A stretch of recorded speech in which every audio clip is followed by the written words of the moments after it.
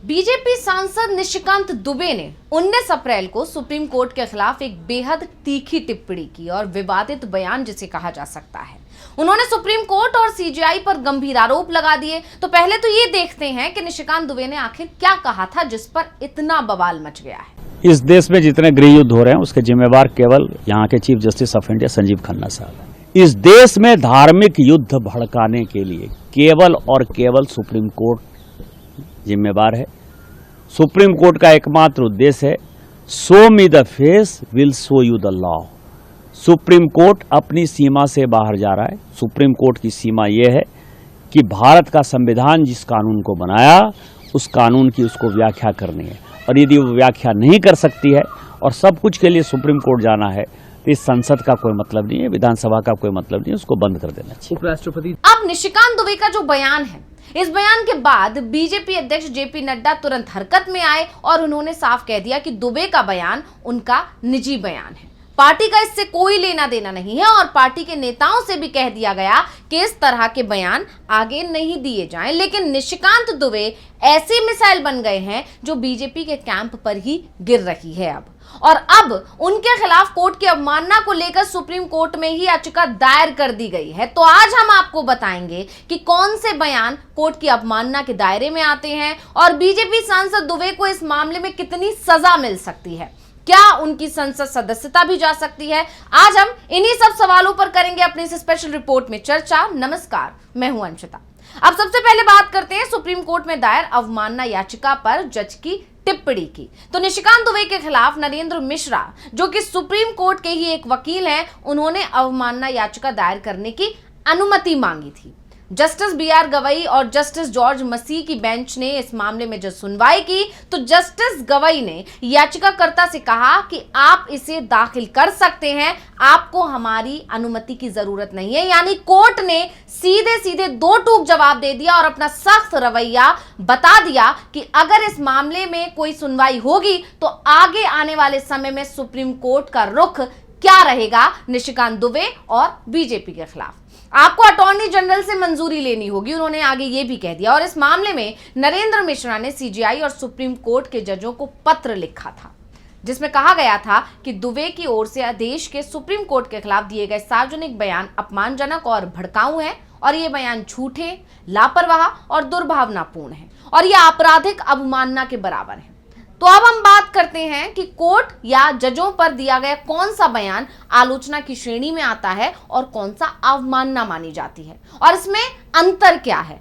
वैसे दोनों में बहुत मामूली अंतर है, लेकिन ये अंतर समझना बेहद जरूरी है। तो आपको बता दें कि भारत के संविधान का अनुच्छेद 19(1)(a) अभिव्यक्ति की स्वतंत्रता की गारंटी देता है। इसलिए सुप्रीम कोर्ट, सीजीआई या कोर्ट के दूसरे जजों की आलोचना करना कोई अपराध नहीं माना जाता, लेकिन इसकी भी कुछ सीमाएं होती हैं। यानी आप कुछ भी नहीं बोल सकते अभिव्यक्ति की आजादी के आधार पर। वहीं कंटेम्प्ट ऑफ कोर्ट 1971 न्यायालय की अवमानना के लिए दंड की व्यवस्था करता है। ये अधिनियम न्यायालयों की प्रक्रिया को नियंत्रित करने की भी शक्ति प्रदान करता है। न्यायालय की अवमानना का मतलब होता है न्यायालय की प्रतिष्ठा या अथॉरिटी के प्रति असम्मान प्रकट करना। यही नहीं, संविधान के अनुच्छेद 19(2) में कुछ प्रतिबंधों का भी प्रावधान है, जैसे कि न्यायपालिका की गरिमा, सार्वजनिक व्यवस्था, नैतिकता जैसे मुद्दों पर संभलकर बोलने की अपेक्षा की जाती है। संतुलित, तथ्यपरक और सम्मानजनक आलोचना अपराध की श्रेणी में नहीं आती है। अगर कोई टिप्पणी कोर्ट की अवमानना के दायरे में आती है तो ये अपराध माना जा सकता है। निशिकांत दुबे का जो बयान है जिसमें उन्होंने सुप्रीम कोर्ट को धार्मिक युद्ध भड़काने का जिम्मेदार ठहराया है, इसी दायरे में माना जा सकता है। बता दें कि निशिकांत दुबे ने कहा था कि देश में धार्मिक युद्ध भड़काने के लिए सुप्रीम कोर्ट जिम्मेदार होगा। तो निशिकांत दुबे का बयान हमने सुन लिया और ये समझ भी लिया कि क्यों ऐसा माना जा रहा है कि इस बयान को कोर्ट की अवमानना माना जा रहा है। अब हम बात करते हैं कि कोर्ट की अवमानना के मामले में किन बयानों को रखा जा सकता है और इसकी परिभाषा क्या होती है। तो आपको बता दें कि न्यायालय की अवमानना कानून दो प्रकार की अवमानना को मान्यता देता है। नंबर 1, नागरिक अवमानना। न्यायालय के किसी भी निर्णय, डिक्री, निर्देश, आदेश, रिट या दूसरी किसी प्रक्रिया या किसी भी न्यायालय को दिए गए उपकरण के उल्लंघन के प्रति अवज्ञा यानी कि उस आदेश को ना मानना, उसको नागरिक अवमानना माना जाता है या कहते हैं। दूसरा है आपराधिक अवमानना। आपराधिक अवमानना का दायरा बहुत व्यापक है। इसका मतलब ऐसी टिप्पणियों या कार्य से है जो कोर्ट की गरिमा को ठेस पहुंचाती हो या उसे बदनाम करते हो, यानी कि कोर्ट को बदनाम करते हो और न्यायिक प्रक्रिया में हस्तक्षेप करते हो, कोर्ट की प्रक्रियाओं को बाधित करते हैं। धारा 2C के तहत आपराधिक अवमानना में ऐसी टिप्पणियां शामिल हैं जो कोर्ट की निष्पक्षता पर सवाल उठाएं या उसे अपमानित करें। जजों के खिलाफ व्यक्तिगत हमले, ऐसी टिप्पणियां जो जनता में कोर्ट के प्रति अविश्वास पैदा करें।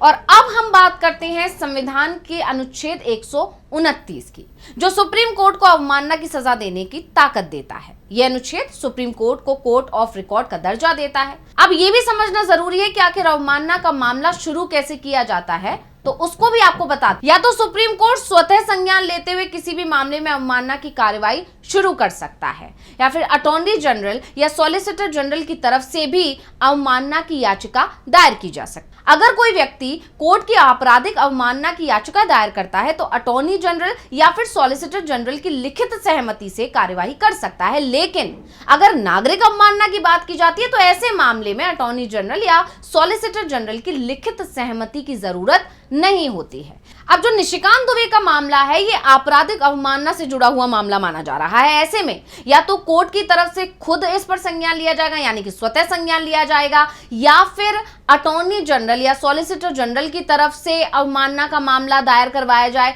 या उनकी सहमति से ही निशिकांत दुबे के खिलाफ आपराधिक अवमानना का मामला शुरू हो सकता है। यानी जो लोग भी इस मामले में याचिका दायर करना चाहते हैं या केस दायर करवाना चाहते हैं, उन्हें पहले अटॉर्नी जनरल की सहमति लेनी ही पड़ेगी। ऐसे में अब एक सवाल यह भी उठ रहा है कि अगर निशिकांत दुबे के खिलाफ अवमानना की कार्रवाई शुरू होती है और कोर्ट उन्हें दोषी भी ठहरा देता है, तो बीजेपी सांसद को कितनी सजा हो सकती है? ये सवाल इस वक्त सबसे बड़ा सवाल बना हुआ है।